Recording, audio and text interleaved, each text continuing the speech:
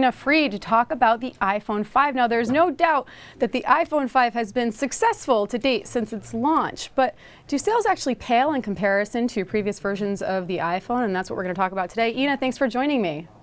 Hey, Lauren.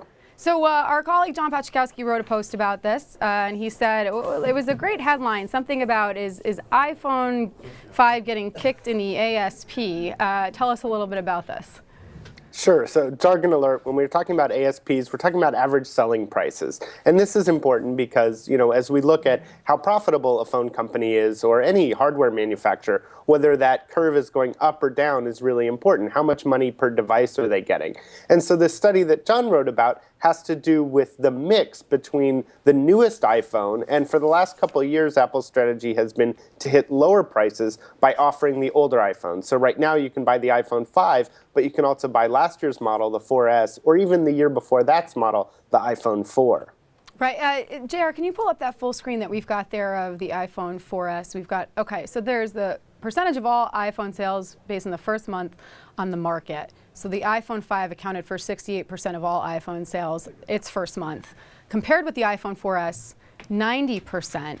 And what this study shows that John Pachkowski wrote about is that as people were buying the iPhone 5, a lot of consumers were looking at the lower priced iPhone 4 and 4S, like you were saying, Ina, and going for that as well. Now, this is a good thing for Apple, of course, because it kind of expands their addressable market, right? It gets more and more consumers turned on to the iPhone, but lower price points mean lower margins for the company, perhaps? Is this a good thing? Is this a bad thing? Well, there's a couple ways of looking at it. I mean, in the one sense, it's a little surprising because the iPhone 5 is actually a more major update than the iPhone 4S was. So one would think, perhaps logically, that actually more people would gravitate towards the new one.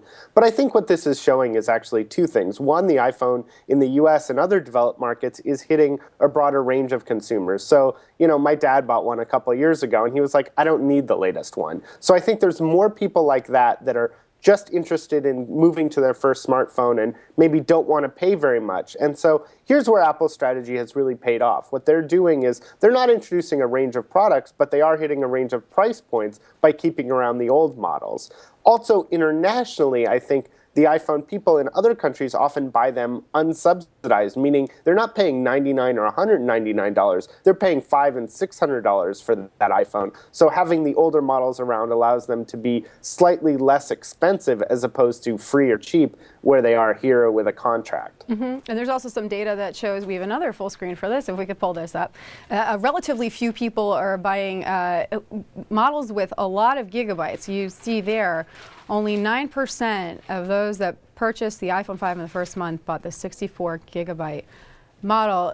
Ina, any kind of explanation, which of course I should note are the more expensive models.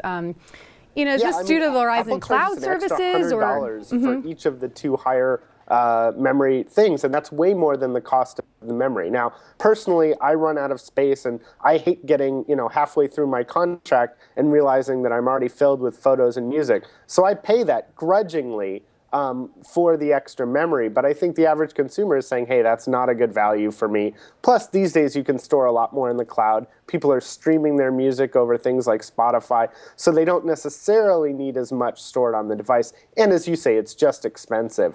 That said, when people like me pay for that more memory, that's extra profit margin because it doesn't cost Apple anywhere near an extra $100 to add a few more megabytes and gigabytes of memory.